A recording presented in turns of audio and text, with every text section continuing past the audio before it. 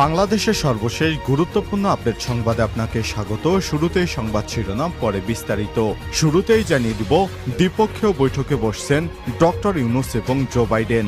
জাতিসংঘের ৭৯তম সাধারণ অধিবেশনে যোগদানকালে অন্তর্বর্তীকালীন সরকারের প্রধান উপদেষ্টা ডক্টর মোহাম্মদ ইউনূস ও মার্কিন প্রেসিডেন্ট জো বাইডেন দ্বিপক্ষীয় বৈঠকে বসছেন।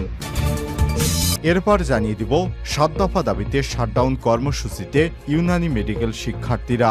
৭ দফা দাবিতে গত ১৪ সেপ্টেম্বর থেকে কমপ্লিট শাটডাউন কর্মসূচি পালন করছেন সরকারি, ইউনানি এবং আয়ুর্বেদিক মেডিকেল কলেজের শিক্ষার্থী এবং ইন্টার্নরা। তারা জানান, কলেজ প্রতিষ্ঠার ৩৫ বছর হলেও এখন পর্যন্ত নিজস্ব কাউন্সিল গঠন হয়নি।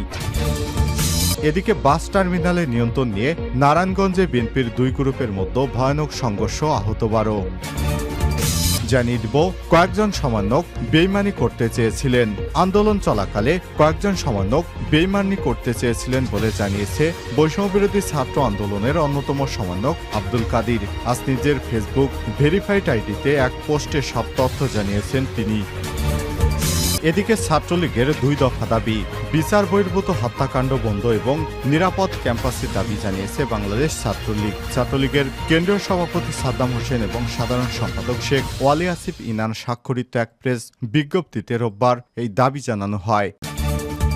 এবং সর্বশেষ জানিয়ে দিব, ঝাঁকে ঝাঁকে রকেট ছুড়েছে হিজবুল্লাহ, প্রাণে বাঁচতে পালিয়েছে লাখ লাখ ইসরায়েলি। লেবাননের বৈরুতের শহরতলিতে ওয়াকিটকি এবং পেজার বিস্ফোরণে ব্যাপক হতাহতের ঘটনা ঘটেছে।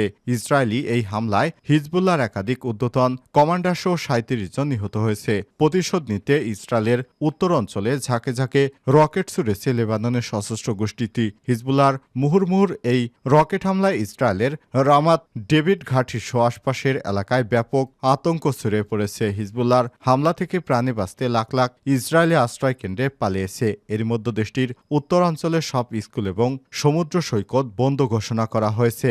এক প্রতিবেদনে বলা হয়েছে, গাজা যুদ্ধ শুরুর পর ইসরায়েলি বাহিনী এবং হিজবুল্লাহর মধ্যে এটাই সবচেয়ে বড় সংঘাতের ঘটনা। প্রিয় দর্শক, এতক্ষণ শুনছিলেন সংবাদ শিরোনাম, এবারে বিস্তারিত। তবে তার আগে বন্ধুরা, অনুরোধ থাকবে সংবাদটিতে একটি লাইক দিন। এই চ্যানেলে আপনি নতুন হয়ে থাকলে আমাদের সংবাদটি দেখতে দেখতে চ্যানেলটি সাবস্ক্রাইব করে রাখুন। কমেন্ট করে আপনার মূল্যবান মতামত জানিয়ে দিন বন্ধুরা, আপনি বিশ্বের কোন দেশ থেকে বা বাংলাদেশের কোন স্থান থেকে আমাদের সংবাদটি দেখছেন এবং শুনছেন। এবারে বিস্তারিত। দ্বিপক্ষীয় বৈঠকে বসছেন ডক্টর ইউনূস এবং যুক্তরাষ্ট্রের প্রেসিডেন্ট জো বাইডেন। জাতিসংঘের ৭৯তম সাধারণ অধিবেশনে যোগদানকালে অন্তর্বর্তীকালীন সরকারের প্রধান উপদেষ্টা প্রফেসর ডক্টর মোহাম্মদ ইউনূস এবং মার্কিন প্রেসিডেন্ট জো বাইডেন দ্বিপক্ষীয় বৈঠকে বসছেন।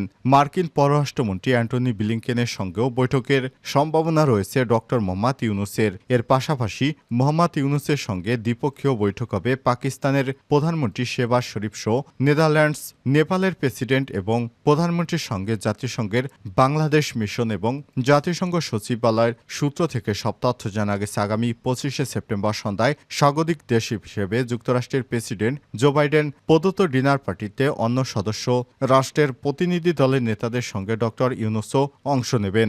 জাতিসংঘ সদর দপ্তরের কাছে মেট্রোপলিটন মিউজিয়াম অব আর্টস বিশাল মিলনায়তনে এটি অনুষ্ঠিত হবে। প্রেসিডেন্ট বাইডেন এবং first lady Jill Biden dinner পার্টিতে সাবেক প্রধানমন্ত্রী সহ বর্তমান সবাইকে স্বাগত জানাবে। এ সময় অতিথিদের সঙ্গে ফটো সেশনেও মিলিত হবেন ফার্স্ট লেডি এবং প্রেসিডেন্ট। প্রসঙ্গত, গত ২৭শে সেপ্টেম্বর সকালে ডক্টর ইউনূস সাধারণ অধিবেশনে বক্তব্য উপস্থাপন করবেন বলে জাতিসংঘ সচিবালয় সূত্র থেকে জানিয়েছে।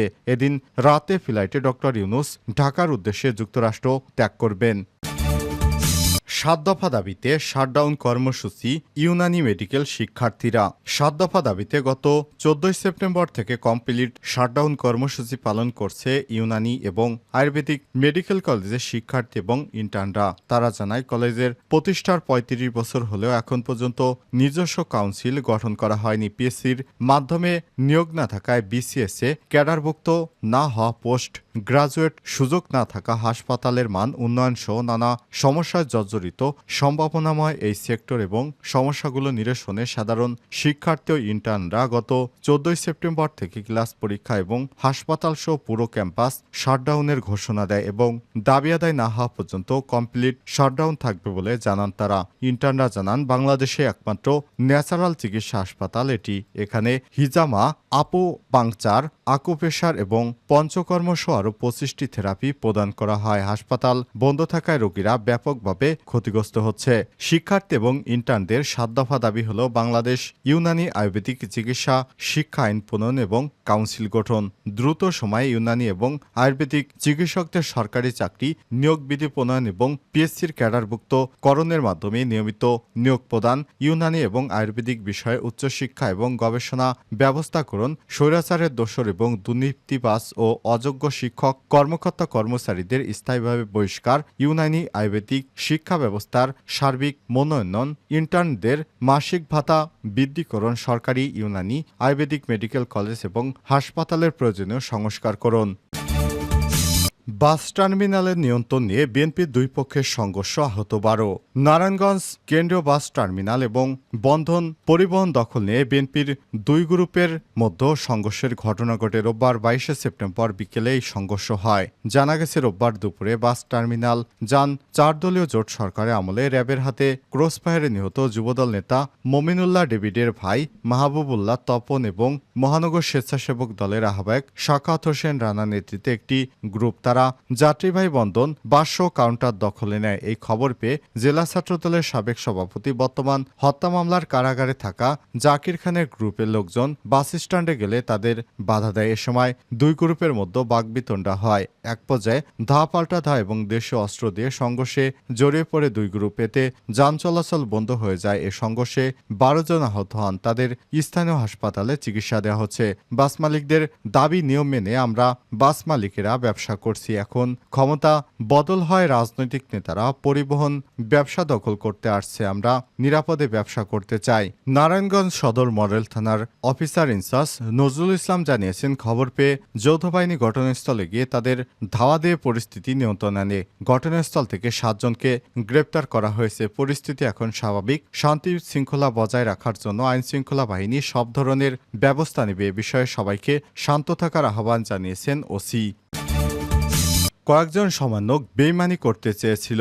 আন্দোলনে কয়েকজন সমন্বয়ক বেইমানি করতে চেয়েছিল বলে জানিয়েছেন বৈষম্যবিরোধী ছাত্র আন্দোলনের অন্যতম সমন্বয়ক আব্দুল কাদির। রোববার 22 সেপ্টেম্বর রাতে নিজের ফেসবুক আইডিতে এক পোস্টে এসব দাবি করেছেন তিনি। কোটা সংস্কারকে উদ্দেশ্য করে আন্দোলন গড়ে উঠেছিল, কিন্তু সরকার পরিস্থিতি ঘোলাটে করলেও আন্দোলন ভিন্ন দিকে মোড় নেয়। তারই ধারাবাহিকতায় 9 দফার অবতারণা হয়। আমরা শান্তিপূর্ণভাবে কর্মসূচি চালিয়ে যাচ্ছিলাম, কিন্তু 16 তারিখ মঙ্গলবার আবু সাইদ সহ 6 জন যখন শহীদ হয়, ওই দিন রাত 12টায় সামনের সারির সমন্বয়করা মিলে আমরা একটা অনলাইন মিটিং করি। মিটিংয়ে প্রথম এজেন্ডাই ছিল আজকে যে 6 জন শহীদ হলো, এই 6টা লাশের বিনিময়ে শুধু কোটা সংস্কার কিনা। তখনই সবাই হৈ হৈ করে বলে ওঠে, 6টা লাশের বিনিময়ে শুধু কোটা সংস্কার হতে পারে না। পরবর্তীতে দীর্ঘক্ষণ আলাপ আলোচনা করা হয় এবং আলোচনায় স্বরাষ্ট্রমন্ত্রীর পদত্যাগের দাবি সহ আরও কিছু দাবির আওয়াজ আসে। বলে রাখা ভালো, আমরা এতদিন বাংলা ব্লকেট থেকে শুরু করে রাষ্ট্রপতির কাছে স্মারকলিপি পেশ নানা সফট এবং হার্ড কর্মসূচি নিয়ে মাঠে অবস্থান করেছিলাম, কিন্তু সরকারের পক্ষ থেকে একেবারে নির্বিকার নির্লিপ্ত মনোভাব পরিলক্ষিত হয়েছিল। আলাপ আলোচনার ধার ধারে নাই সরকার, কেবল হাইকোর্টের কাঁধে বন্দুক রেখে চুপ দেখে যাচ্ছিল। কিন্তু পরিস্থিতি যখন বেগতিক হয়ে যায়, 6 জন শহীদ হয়, ওই দিনই সরকার আলোচনার জন্য তোড়জোড় শুরু করে দেয়। আমাদেরকে বিভিন্নভাবে চাপ দিতে থাকে আলোচনায় বসার জন্য, কিন্তু আমরা আলোচনার আহ্বানকে বারবার মতোই প্রত্যাখ্যান করে আসছিলাম। যদিও ভিতরে বাহিরে আলোচনায় বসার নানা রকম চাপ আসছিল। সরকার সংলাপের আহ্বান ফরমালি জানিয়েছিল, কিন্তু সেটার পরিপ্রেক্ষিতে আমরা আমাদের অবস্থান ফরমালি ক্লিয়ার করি নাই, ক্লিয়ার করার সুযোগও পাই নাই। বুধবার গাইবানা জানা যায় ঢাবি ক্যাম্পাসে পুলিশ আমাদের উপর গুলি চালায়। আমি সহ কয়েকজন আহত হই। হান্নান মাসউদ গুলিবিদ্ধ হয়। তখন থেকে আমরা আন্দোলন পরিচালনা করে যাবার স্বার্থে কৌশলী অবস্থান নিয়ে গ্রেপ্তার এড়ানোর সিদ্ধান্ত নেই। যদিও সরকার সংলাপকে প্রত্যাখ্যান করে মঙ্গলবার রাতে আমরা কিছু দাবি দেওয়া ঠিক করেছিলাম, কিন্তু পরবর্তীতে সবাই মিলে আলাপ আলোচনা করে সে দাবিগুলো ফাইনাল করব সে সময় পাইনি। তবে আমরা বৃহস্পতিবার মাঠের কর্মসূচি শাটডাউন দিয়ে নিজেদের অবস্থান ক্লিয়ার করেছিলাম। এ সময় কিছু সামান্যক সরকারের সঙ্গে কাজ করতে চেয়েছিল, কিন্তু আমাদের চাপাচাপিতে তারা যেতে পারেনি। প্রতিদিন রাতের বেলায় বাসা থেকে দূরে চলে যেতাম, ফোন অন করে সাংবাদিকদের সঙ্গে 2 থেকে 3 ঘন্টা কথাবার্তা বলে তাদেরকে কনফার্ম করে ফোন বন্ধ করে আবার বাসায় ফিরতাম। সিনিয়ররা গুম অবস্থায় ছিল, ইন্টারনেট বন্ধ থাকায় যোগাযোগ করা যাচ্ছিল না। বাকিদের সঙ্গেও এভাবেই চলতে থাকলো। আমার বাসা ছিল যাত্রাবাড়ি থানার পাশেই। গ্রেপ্তার আতঙ্ক, এরপর বাসায় থাকতে হতো। শুরুতেই যাওয়ার কোনো জায়গা ছিল না। কোনো রাত মসজিদে কাটিয়েছি, কোনো রাত অন্যের বাড়িতে কাটিয়েছি, কোনো রাত অর্ধেকটা পর্যন্ত বাহিরে বনে জঙ্গলে বসে থেকেছি। এই তো ঐতিহাসিক 9 দফা, আমাদের 9 দফা এবং ফ্যাসিস্ট হাসিনা থেকে মুক্তি লাভের সনদ।